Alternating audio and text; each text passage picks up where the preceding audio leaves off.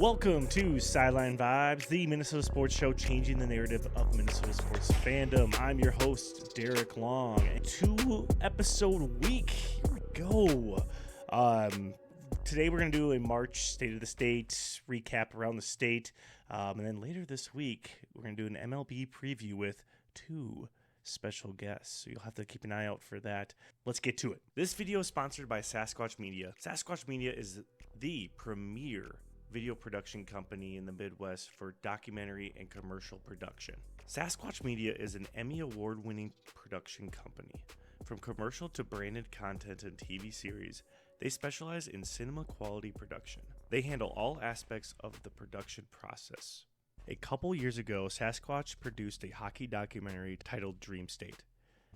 From a national airing on the NHL Network to winning Best Topical Documentary, Best Director, and Best Editor at the 2024 Midwest Emmys, to many film festival appearances across the world, Dream State was warmly welcomed back to the spotlight.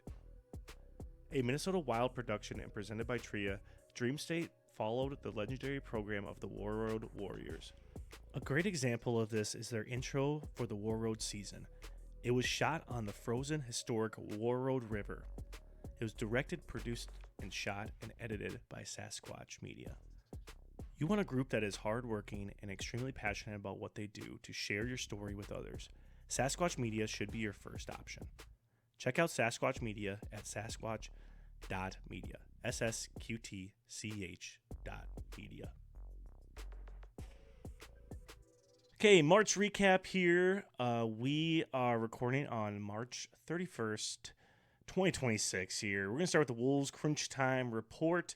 Again, follow Croonch on X, on Bluesky, on Instagram. It's at CROONCH.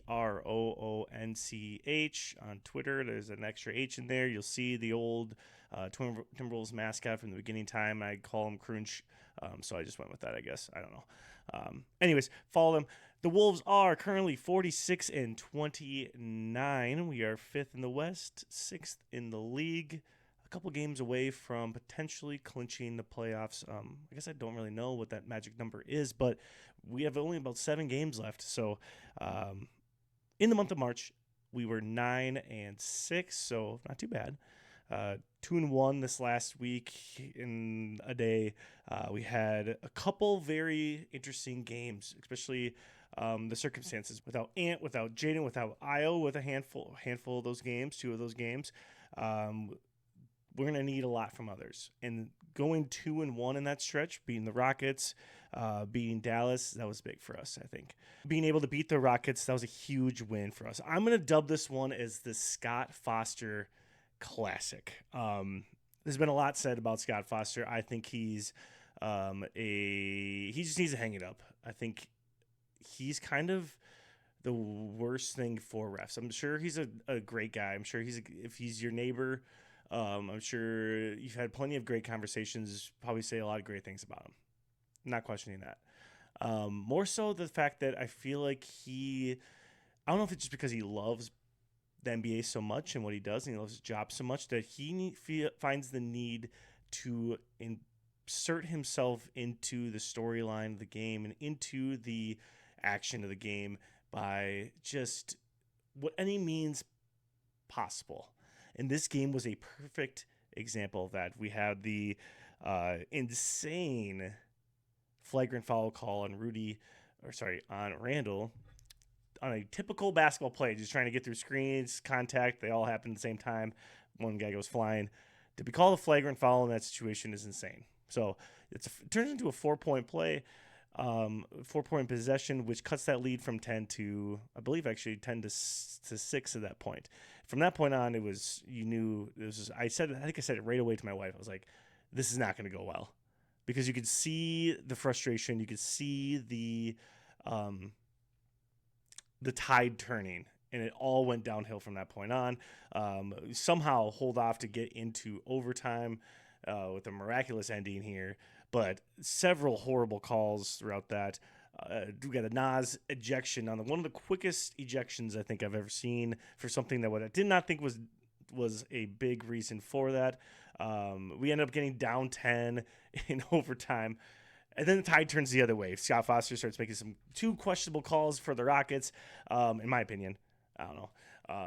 Just kind of out of the blue. The game's being played a certain style, it's fine. But then when you keep flip-flopping back and forth between physical and not allowing them to play and kind of making these calls that aren't really in your spot to make that call, that's a Scott Foster special. And so the Wolves end up coming back.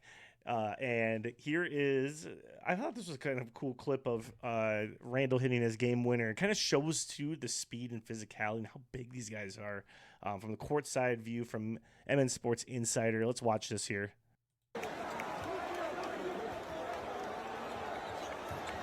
TJ's in the game too. It's huge.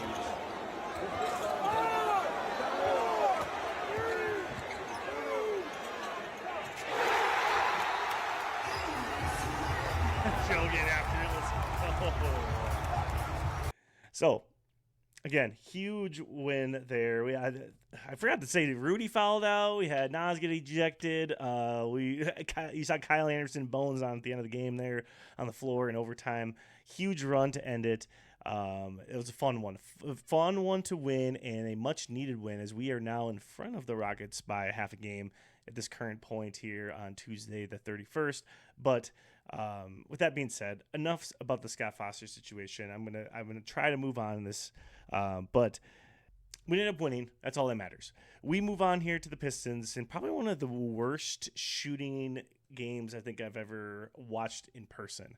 I don't know if it's the worst I've ever seen. Like for the Wolves, I'm sure there's worse shooting games if you look back in the archives, but I think we were in like the 30%. I was talking. This is one of the games I got to go to. Ant bobblehead night, pretty cool. Snagged one of those.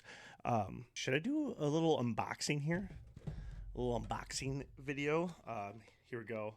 City Edition, Prince Night, Ant bobblehead. I was able to get my hands on one. Here we go. Some ASMR. Unboxing ASMR. Oh, it's backwards. Oh, there he is. In the flesh. Well, in the plastic. I probably should just take it off completely. This is one of the better bobbleheads I think I've seen in a while. So yeah, here he is. Yeah, pretty cool. Doesn't have the AE ones on. Just some. They could have added a little bit. Maybe there's some sort of copyright thing you see on the Prince Court. Yeah, some high quality stuff, man. I'm gonna add that to the bookshelf behind me. But anyways, on top of that too, our season ticket rep, shout out to Bree. Gosh, she's the best. She hooked us up with a nice little gift here for the Twins. We got some Timberwolves. We're officially sponsored. The Twins are sponsored right now, not the Minnesota Twins. Our Twins here that are coming up here very, very shortly. So if you don't see me for a while, it's probably because we had them. But yeah, a little onesie action here, ready to roll, ready for the playoffs, and also some koozies, you know, to keep the milk cold or warm. I don't know what it's supposed to be. I probably should look that up. But anyways, now this perfectly describes something that I've been kind of focusing on with the Timberwolves is shooting laps, or when we have a lot of turnovers. I created this thing on shoutoutoWolfWiseStats.com. Go check them out. You can create this own stats and create your own scatter plot tool, scatter plot for anything that you want. Players, teams. I chose to highlight the efficiencies and inefficiencies of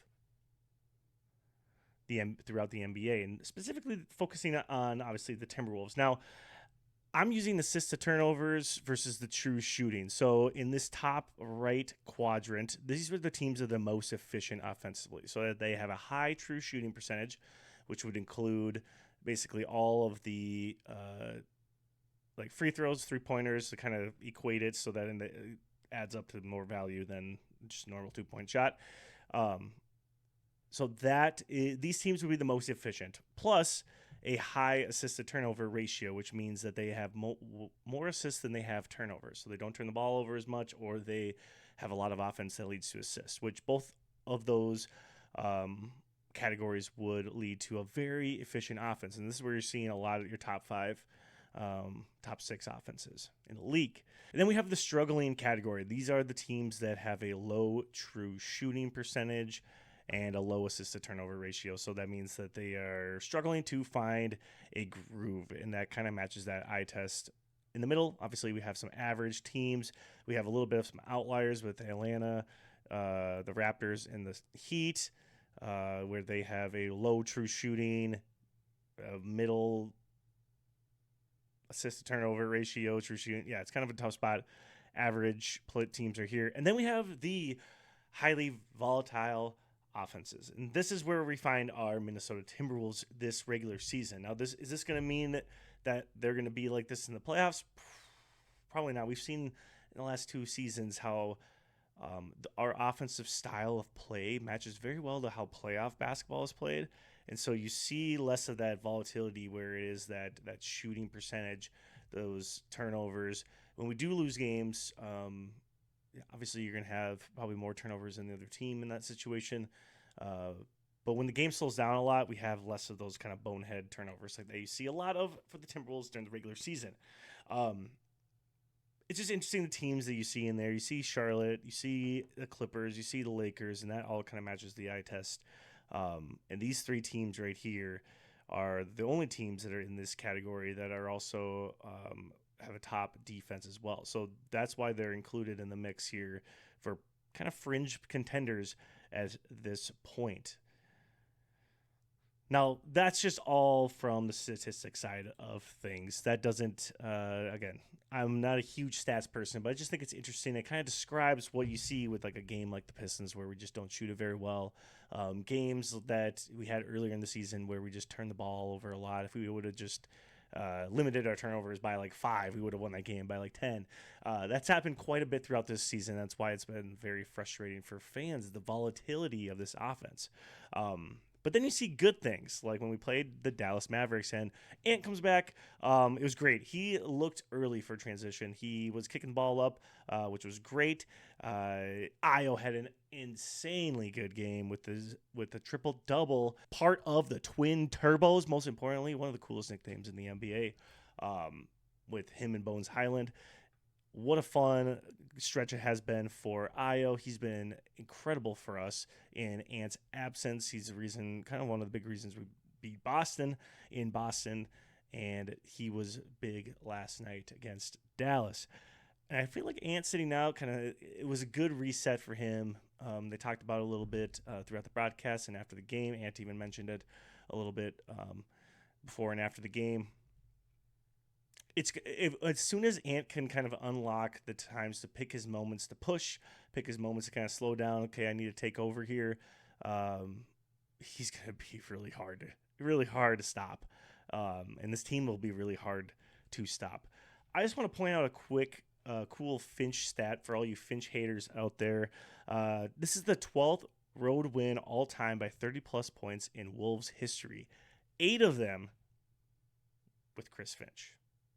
So, out of the entire Wolves franchise, Chris Finch has 8 of the 12 road 30-plus point games. And I think that's like an underrated stat. I think that's something that winning on the road at that degree is big. Winning on the road in crunch time is also big, and I feel like he has a good record of that as well. Underrated coach. In Minnesota, for sure, he's an underrated coach. Now, the vibes have been a little bit weird, and I think I mentioned this a little bit about the A-Rod taking a picture with the president and how that might have been the reason why. Now the vibes are kind of improving a little bit. Coincidence? I don't think so, because look at the response from Anthony Edwards, sending the message to the ownership. As you see, he had a nice, fun video. If you haven't seen that video or the video series with former President Barack Obama and Ant kind of getting after it, playing various rounds of games, just having a nice conversation, you please go check that out. They're doing a lot of great things together there.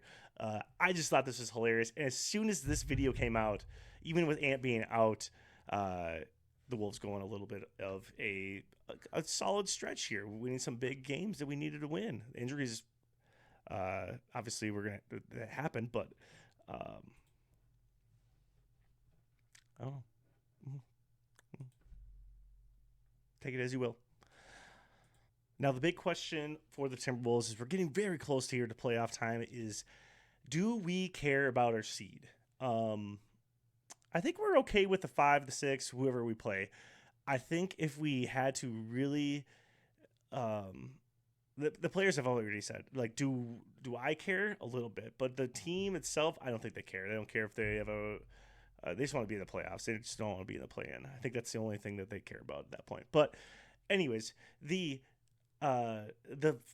pros and cons of being in 5, potentially even 4, kind of vary. So if you're in that 4 or 5, you kind of have a tough stretch because you're going to be playing the Nuggets potentially, and then you're probably playing the Thunder. So that's obviously we've seen each other a lot. Being in the same division, we see each other 4 times a year. We saw them last year in the playoffs and the last 2 years after that or before that. And on the other side, if you are that 6, you could find yourself in a good spot where you are playing potentially the Lakers, who we got out last year, and then you are playing a kind of unproven San Antonio Spurs team. That seems like an enticing route to some. I'm always under we'll just play whoever's in front of us. And so I'm not a big pick your matchup person. I know the matchups are the most important part about the playoffs, but I feel like the Wolves, with our roster construction, have put ourselves in a good spot to be able to have that flexibility against whoever we play. We have a lot of levers. We have more levers than we had last year.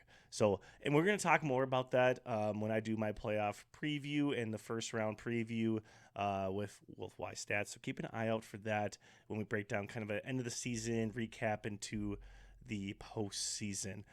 But just some things to think about here as we get closer.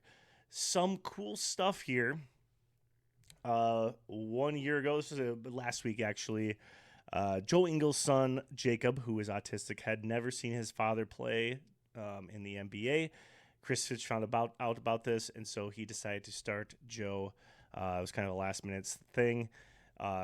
Incredible moment that was, and if you watched the Dallas game, Finch was also wearing those bright green neon shoes as an initiative for autism awareness and around the league, and that I think it's just cool. And as much as crap as Finch gets, he is definitely a player's coach. The players all love him.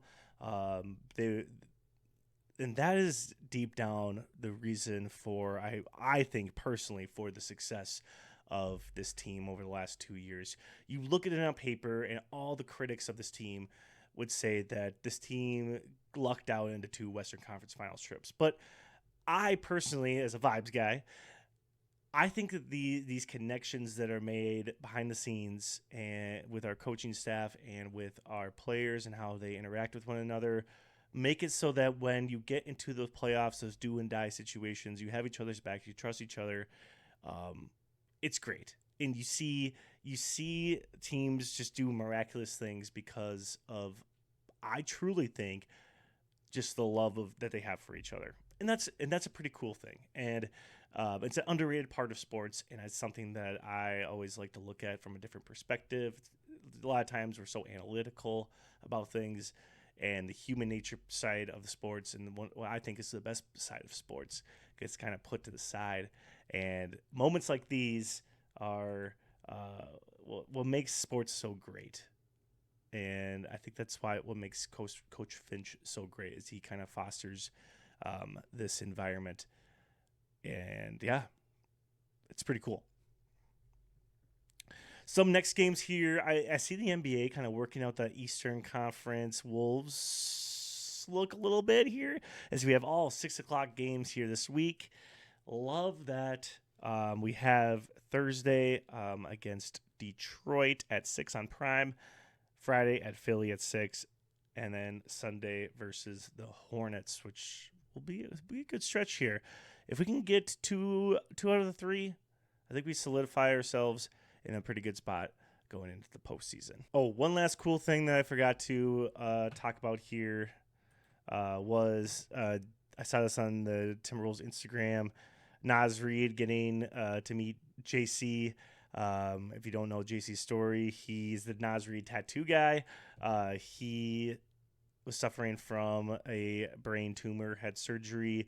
He's recovering, but he got to go and sit close or go to one of the games and meet Naz, and it was pretty cool to see that tattoo.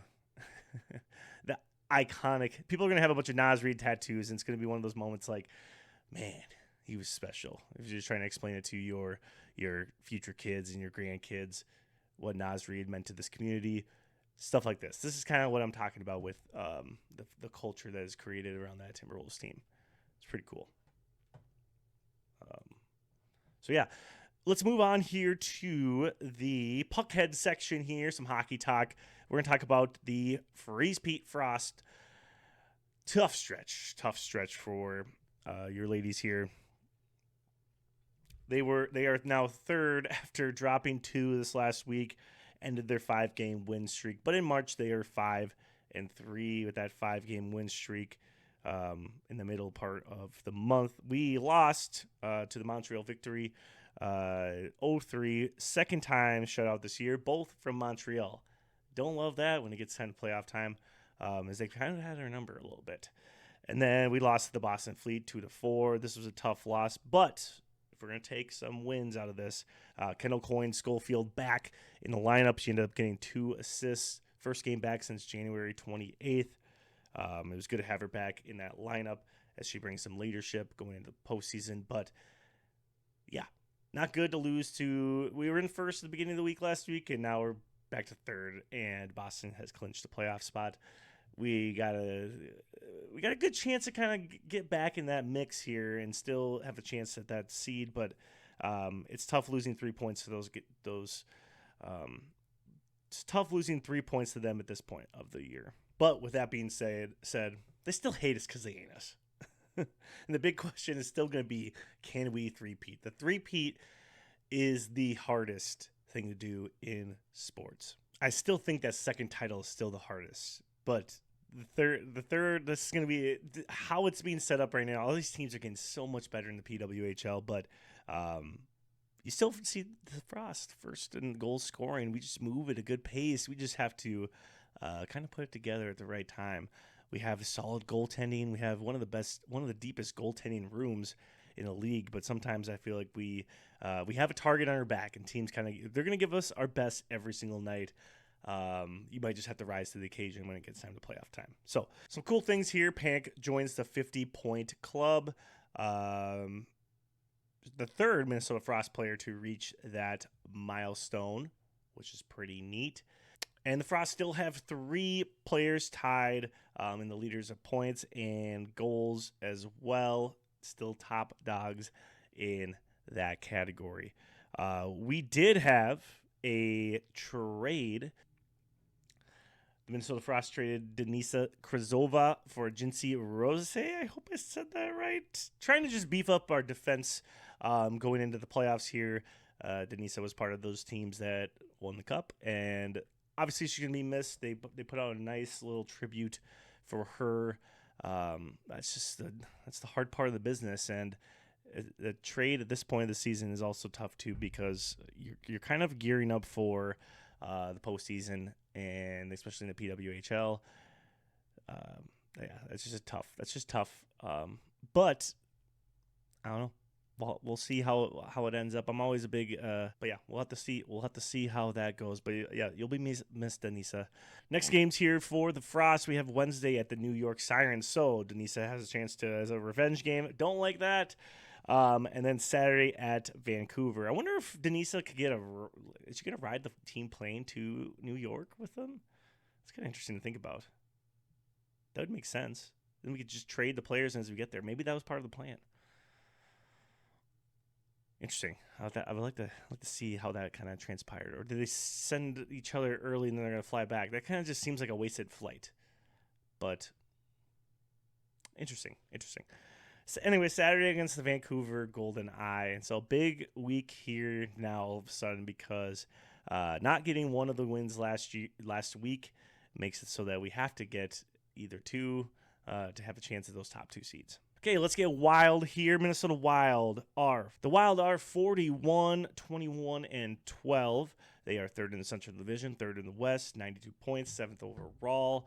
We're in a good spot here, but kind of plateauing at this point of the year.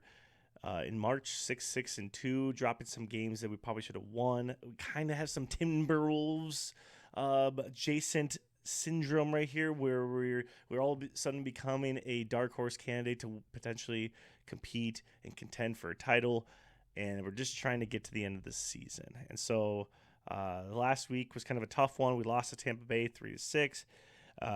Then we won in Florida on a last-second goal with 3 seconds left with Eriksson Ek. That's our boy. I forgot to grab the stick, but we got a signed game-used autograph Eriksson Ek stick. So shout out to him for that. Pretty excited. He's kind of a fan favorite for me in this household as well, but obviously not as much as Spurgeon because my wife, she loves him. I get it, but whatever. Eriksson Ek, he's like my Nas Reed for the Minnesota Wild.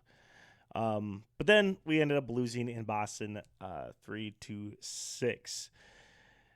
We'll have to wait to try to clinch that playoff spot. Like we said, kind of ready for the postseason. I think as Wild fans a little anxious about what this could be. We didn't have super high expectations coming into the year, but when you trade for a guy like Quinn Hughes, all of a sudden the expectations become very high. But remember, Wild fans, take the pressure off the team. Just have fun this postseason. Just have fun. Don't get all doom and gloomy all of a sudden. No, just lock in, enjoy the ride, enjoy the process. Our window is starting now. Until Kaprizov's not on our team, our window is going to be open. But it's just starting now with the addition of Quinn Hughes. Just enjoy the ride. Enjoy the ride. Only one team can win every year. Don't be so doom and gloomy. Let's get after it. Now, the reason why I'm pretty excited is we have Marcus Foligno is back on the team with the team after being gone for several weeks with an injury.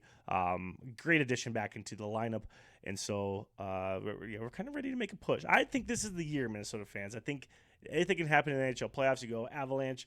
Wow, they're so good. We're gonna have a tough matchup right away in the first round, but I think this is the year. Can we clinch this week is the big question. Also, with a Thursday night game versus Canucks, Hughes' old team, and then Saturday at Ottawa.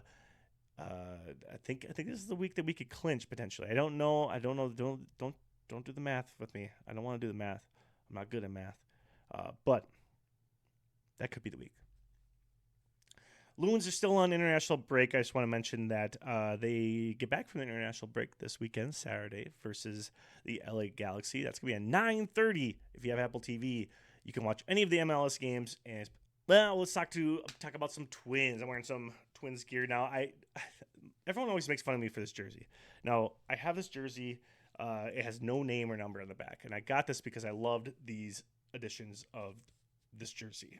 This is my favorite jersey in franchise history. I got this because the amount of times players get traded. I didn't want a current roster guy, and then I didn't want to pay a lot of money for like a Hall of Famer, and so I just wanted one with nothing on it. Is that weird? Comment below if you think that's weird. But anyways, Twins are 1-3, kind of where the expectations were. The fun part this year, though, has been that they have been pretty scrappy to start the year. Like, I think there's been 2 games that they could have potentially won if things just went one way or another. It hasn't been like blowouts by any means. They've been competitive, and that's what you want. You want your team to be competitive. If you're spending a lot of money and you're losing games like this, then you're probably like, what the heck's going on? Versus, like, we're not spending money. We have a lot of young players trying to figure it out. And trying out some older veterans trying to make their way back onto a roster, trying to find a piece. And I think by the middle part of the season, you'll see a lot of those younger guys up if it doesn't work out with these older guys that we brought in. That's just my personal opinion. But I kind of like what's happening. We're having a restructuring of the vibes. what I like about it is it seems like the team in the locker room seem very focused on what's going on. They don't seem very distant. They seem like a good community together. But I'm going to go through the Orioles series here. We lost that series 1-2 with a good opportunity to win 2 games, but did not quite win those. We lost game 1, 1-2. The big win in that game was that we did not let O'Neill get a opening day home run, so that was big for us. But 1 for 12 and with runners in scoring position. That kind of has plagued us for a while as the Twins struggle with that part of the game. But we won game 2, first win for skipper Shelty. Let's check out post game, because I thought this was a good tell into the vibes of this Minnesota Twins team and why I think this might be a good match, at least for now. I don't know. Chop to Keyshawn, takes it to second, and the Twins are in the win column for the first time in 2026. Final score, Twins 4, Baltimore 1. That was a big win, I think. Just gonna get the all smiles for good reason, had a heck of a day. Get the first one out. A 2-run homer. What I liked most about this video is the behind the scenes you saw in the locker room. We got everybody in here? And Buxton leading the way here. It's a privilege to be in here, like Shelty said earlier, to be able to put on this uniform. First win as Twins manager this year, so ball for you. Thank you.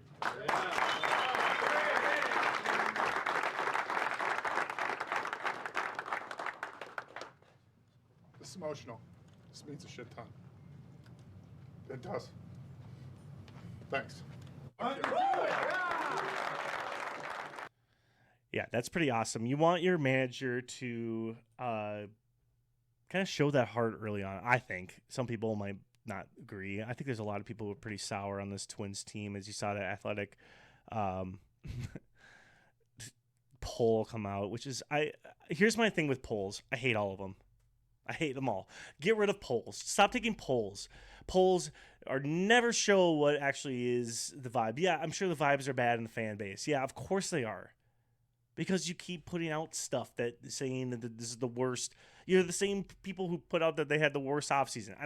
It doesn't matter to me until it's all said and done.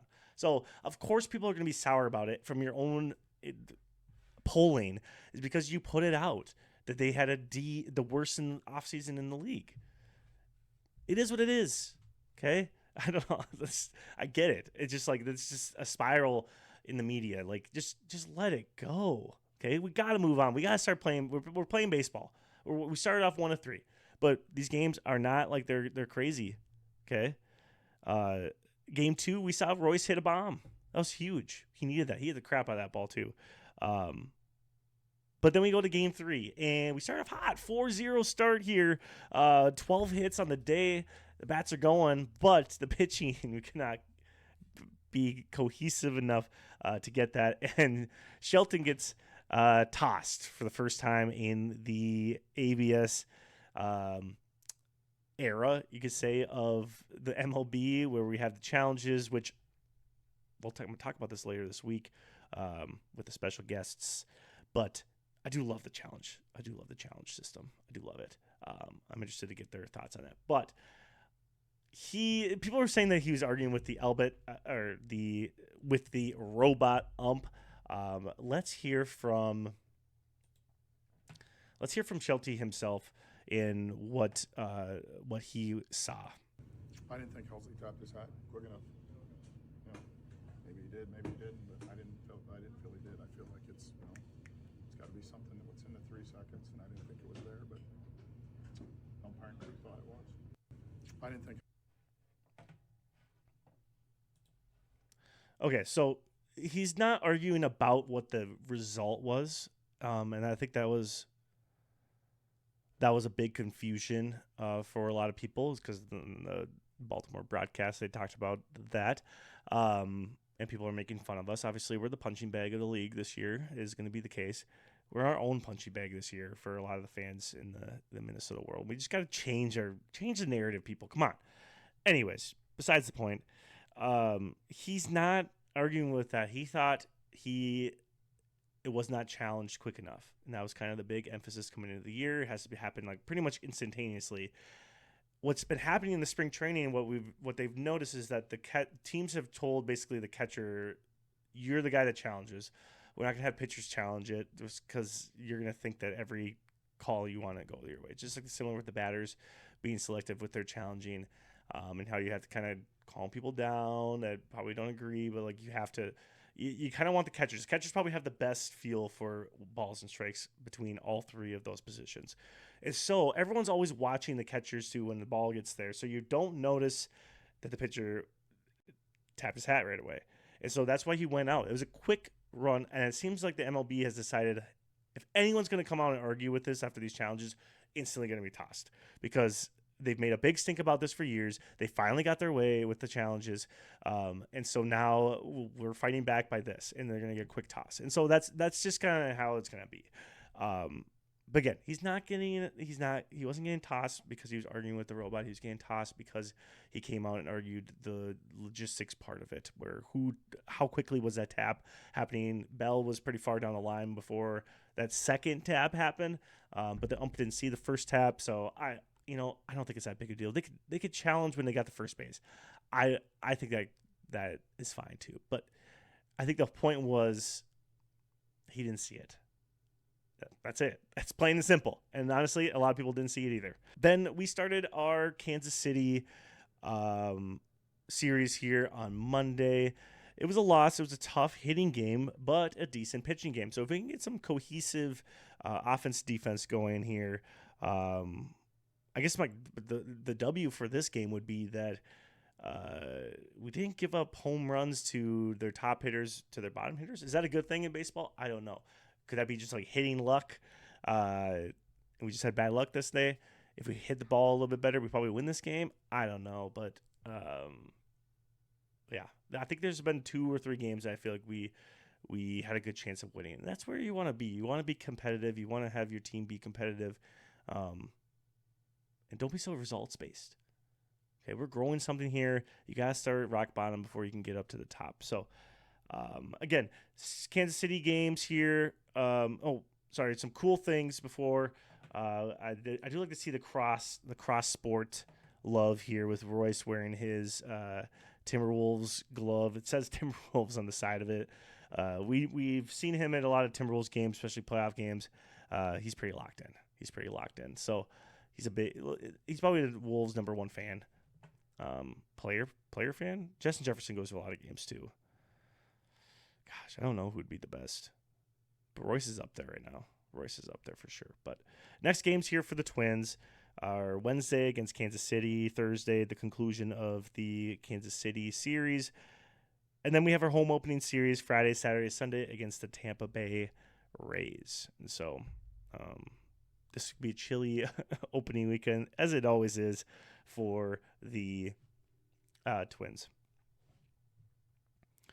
Okay, let's go with some off-season vibes, kind of rapid fire through here. We're talking Lynx, Prowls, piece, CBA sign. If you have not seen my last episode with Andrew Dukowitz breaking that down, check it out because he does a great job covering the Lynx, all aspects of that CBA. He has a lot of awesome things that if you go over even to hitting the hardwood where he works for, doing the podcast, Missing Wolves, Missing Lynx, They break down all the things you need to know about Lynx basketball.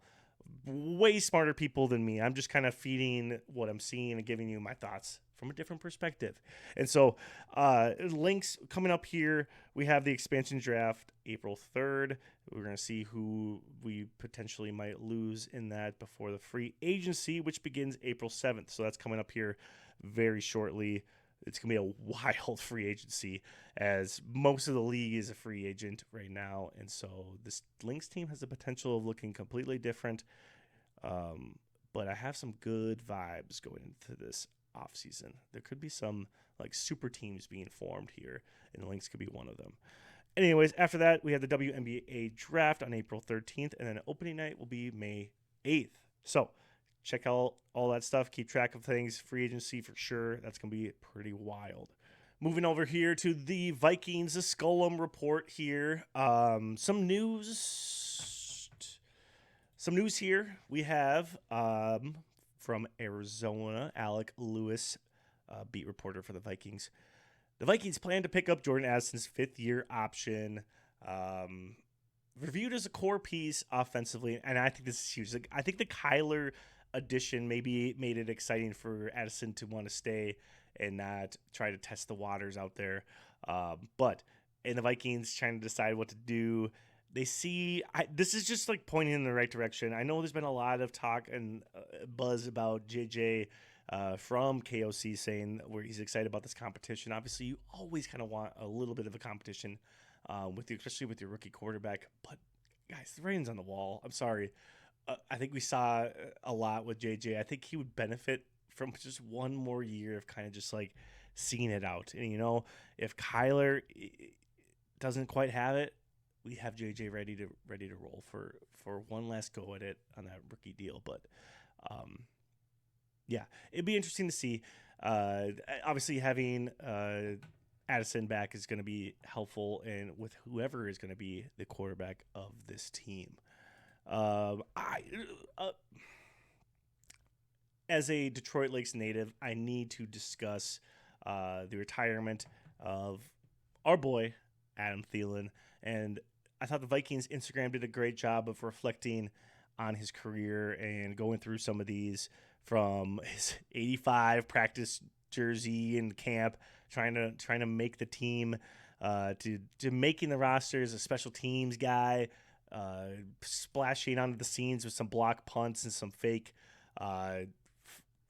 gadgety plays that he played for the special teams here, to playing in the offense officially, eventually, finally, and having his first career high with 127 yards. Sam Bradford throwing that ball. Wow.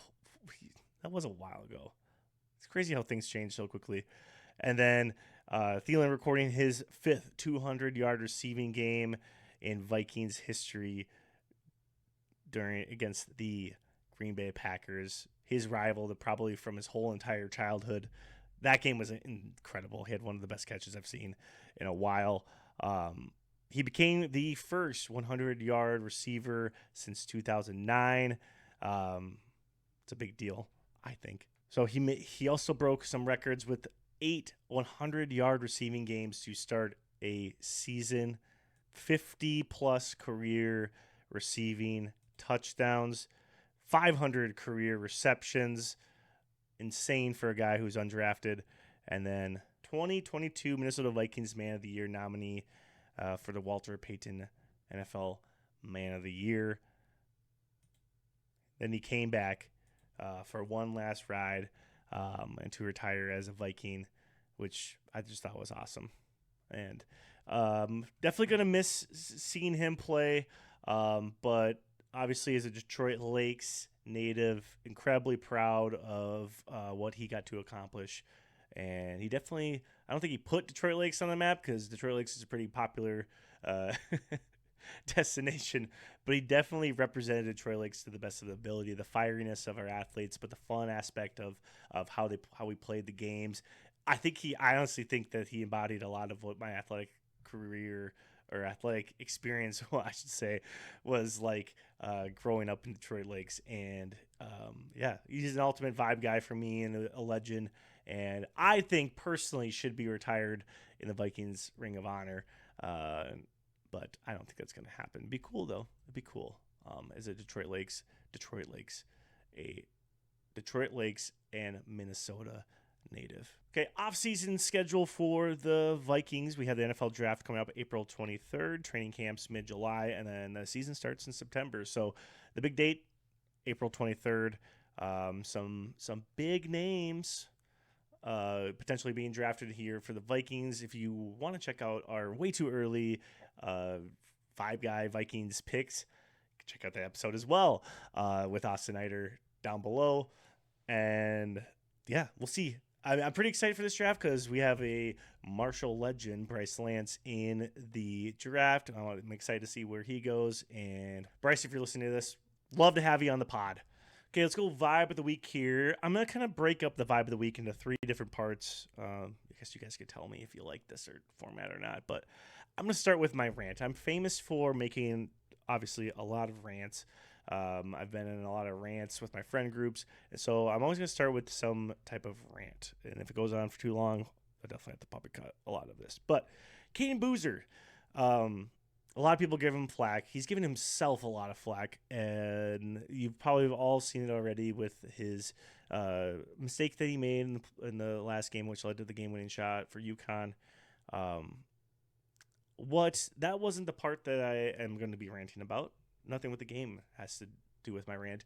It's what was said by him afterwards, and it wasn't necessarily like his fault for this, but it's something that kind of just like has been bugging me for a long time in sports. Youth sports in particular. I consider college sports youth sports, even though a lot of those guys are a lot older now at that point. But they're still in school. Katie Boozer saying that he cost his team the season, and I think this just stems from what we've done in our United States with the results-based culture in sports, and how the process is kind of forgotten about if you don't quite get to whatever goal you want, or you make a mistake. He says he costs his team the season, and the season almost implying that none of this matters because I made this one mistake.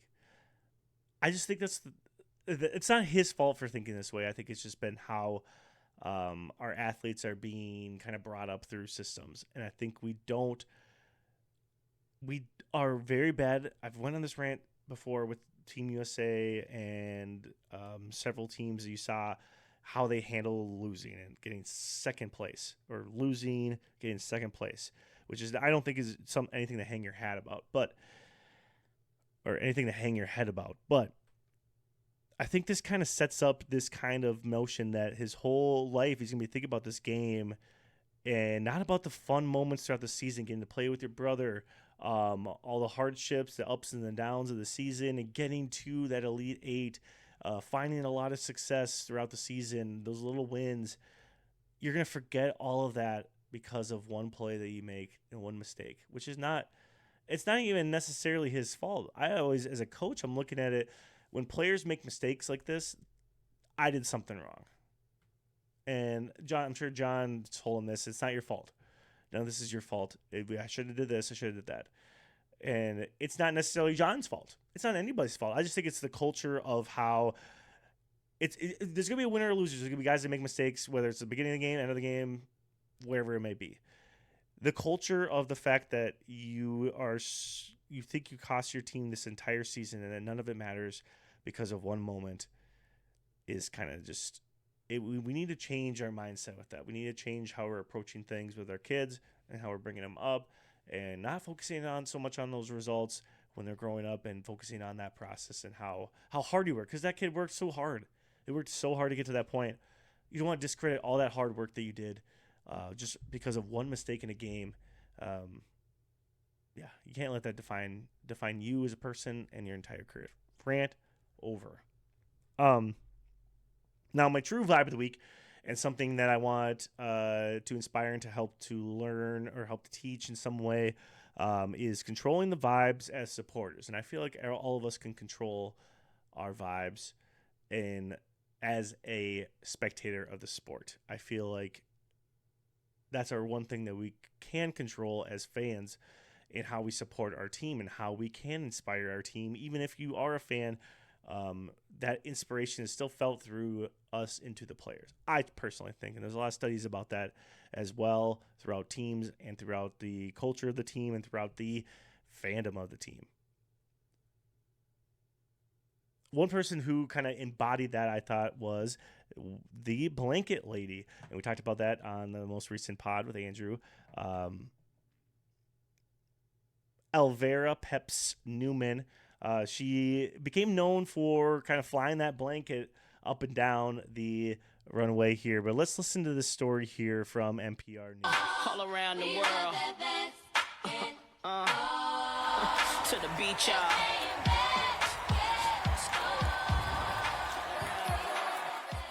I got Peps because I had a lot of pep, and I drank a lot of Pepsi Cola. Oh, I drink it all the time. I don't drink water. I drink pop, which is bad.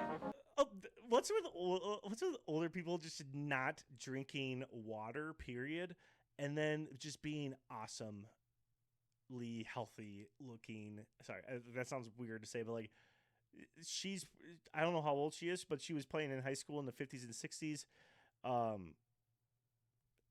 She looks incredibly healthy, and she doesn't drink water. Like, how is this possible? Anyways.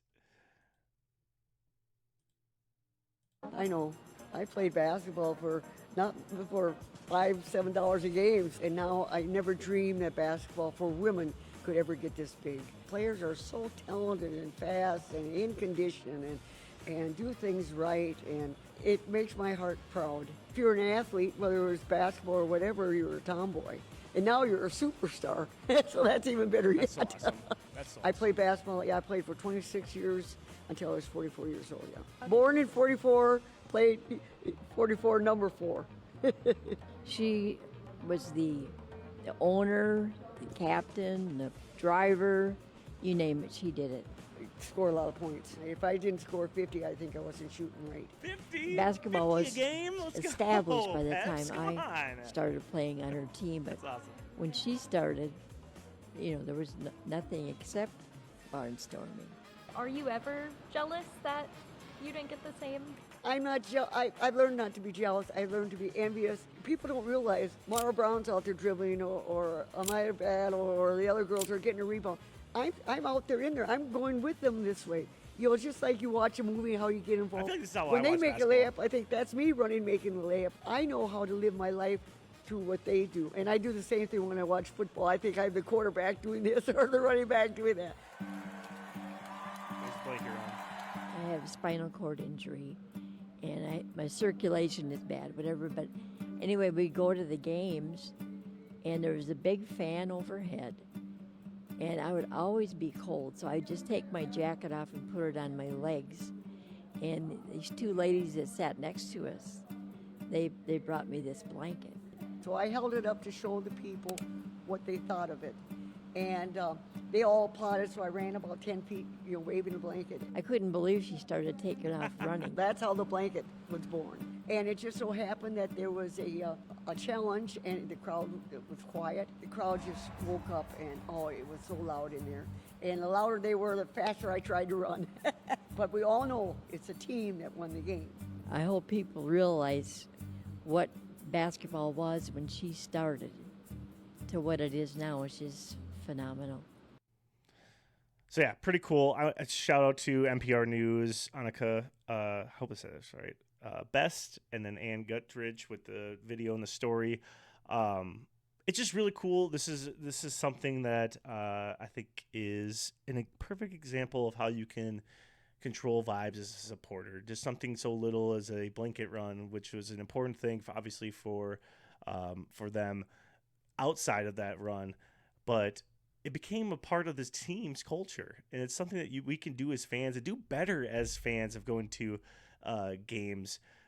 I watch a lot of Premier League soccer. I'm a fan of Wrexham, and watching their supporters and watching those games and how into the games that the fans are and how much they feel the pride in being able to support your team and really truly cheer on your team through the ups and downs of a game versus just like when things are going bad, we're just going to sit here on our phones, we're going to mope and do whatever.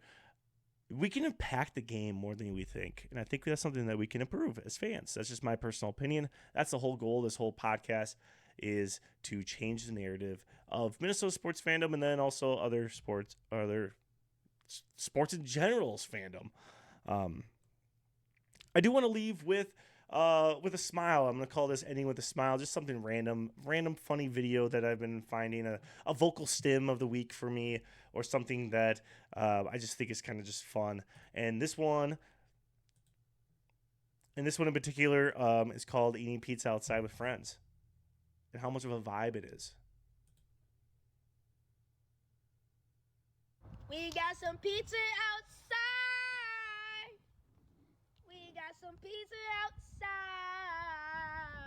We got some pizza outside.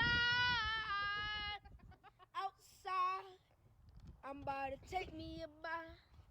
Play it again from the top. Here we go. We got some pizza outside. We got some pizza outside.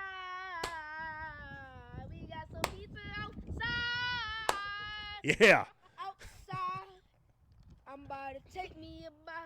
I've been saying this for a week. Shout out to You Looking for Dre on TikTok for that one. Song of the Summer. This is just springtime living. This is just...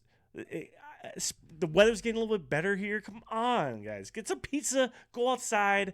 Let's get after it, people. Come on.